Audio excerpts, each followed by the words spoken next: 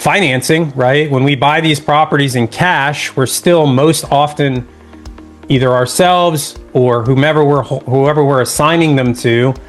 They're not coming into the closing table with a check for $250,000 cash, right? They're getting financing, which costs money, right? So if I offer somebody $250,000 cash and they don't like that and they own the property free and clear,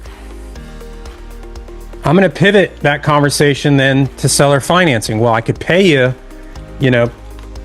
whatever. What's a $250,000 loan going to cost me in a year? 250 at 12% is like $2,500 a point or a month.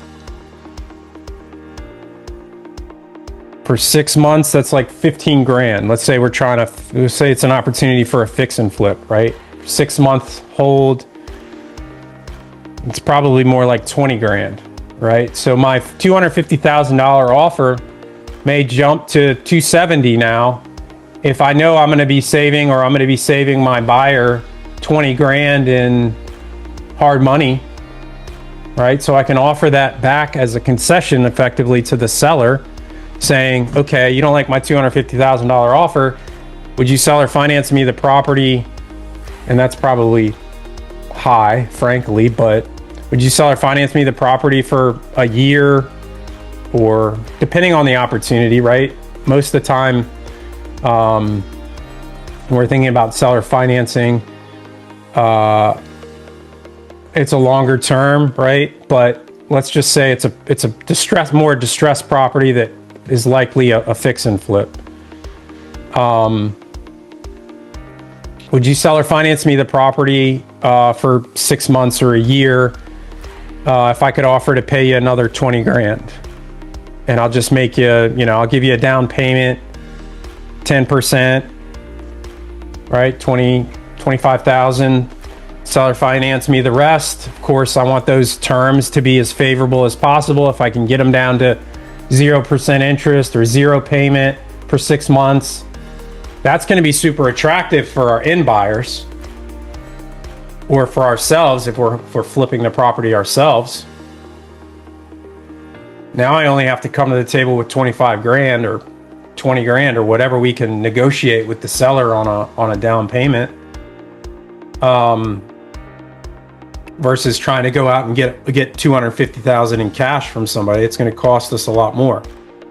So there's savings there, solving our problem, passing on some savings to the seller. Now he can make a little bit more money. Maybe he charges a little bit of interest on that money too, and he makes even a little bit more money. But you see the power of seller financing, which I really love, is we can get super creative with it. We can come up with whatever terms we can think of.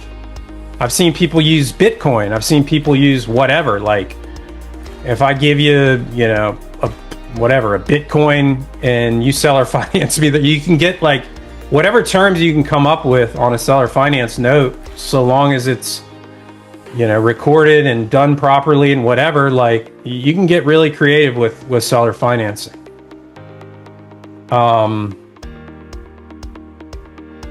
So, does anybody have questions about seller financing? I think everybody in here pretty much gets that concept. Okay, I'm going to talk a little bit about sub 2 and how we use seller financing with sub 2. I'll talk about that kind of at the end of this. But obviously, again, this is 3, 4, 5, 10 years ago, certainly. This was kind of a novel concept, although it's been going on forever. People have been doing this for a very long time. The COVID times and the interest rate hikes in 2022 really brought this to the forefront, and it's become a popular acquisition strategy. It's become a lot more out in the public, as we've seen some people doing nefarious things and not executing well on these types of opportunities. But it is a super powerful strategy as well, especially if you're buying and holding real estate. That's our main acquisition strategy when it comes to buying and holding, right? We want to go back and we want to buy these 2-3% rates. So I've talked about opportunities for this. Most of the time it's a foreclosure situation in my experience. Somebody's got a property, they're behind on the mortgage, we come in, we take over their payments, we leave their existing loan in place, we catch the loan up, we start making timely payments, we help the seller rebuild their credit by doing that. Now I don't have to go out and get the loan for $250,000. They've already got the loan in place. The house is worth whatever, $300,000. That equity gap, however, if the property's in good condition, they've got presumably $50,000 or what they think is $50,000 in equity. Now I would argue, or I would tell the seller, if you were going to sell this house on the market for $300,000, how much equity do you really have? You don't have $50,000 in equity, because if you're going to sell it, that's going to cost you money, right? It's going to cost you 20 grand or whatever. What's 300,000? 25 grand. Realtor fees, or commissions, closing costs, and all that, right? 3%, 1 to 2% closing costs. So really they might have 25 grand in equity. And we could certainly offer to pay them that in cash, or preferably, if we're buying this property, let's say as a rental property, it's rent ready, house is in good condition, they just got behind on the mortgage, doesn't need any repairs, they've got a loan for $250,000, which we can take over subject to. House is worth $300,000. They've got potentially 25 grand in equity. What I would be trying to do is maybe I give them something at closing, 5 grand or something, to help them move or whatever they need. But I want to get into that deal with as little cash as possible. So what I'm going to do is I'm going to say, and maybe I could even offer them again a little bit more money.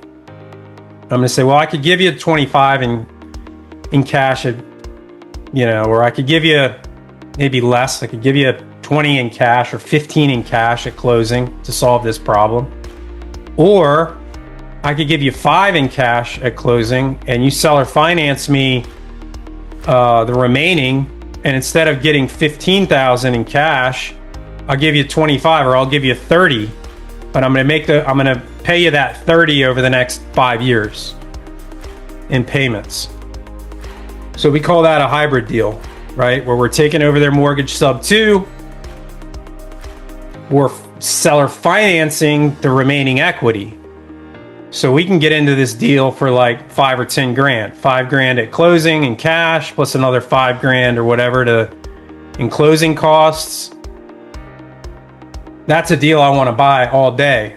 10 grand, I've got presumably a cash flowing asset or close to it, something that's got a really good interest rate that's being paid down over time, and you just let that thing ride. You pay out the seller finance note over time, over 5 years, you clear that out, and then you get a tenant in there just making the payments, paying down the mortgage over time, and then eventually you've got a paid off asset, whatever, 20 years down the road. You can also wholesale a subject to, a seller finance, a hybrid, just the same as you could seller finance wholesale any regular cash deal. What I will caveat that with is, number one, if you've never done a sub 2 deal, talk to me and let's figure out how to structure it, make sure that the paperwork's right, make sure that the seller's taken care of, that you're taken care of, whatever. If you're going to assign a subject to deal as well, you have to know, and I know this from experience, you have to know your end buyer. You have to make sure that they know what they're doing, because ultimately the reputation is, and the solution that you're providing is coming back on you.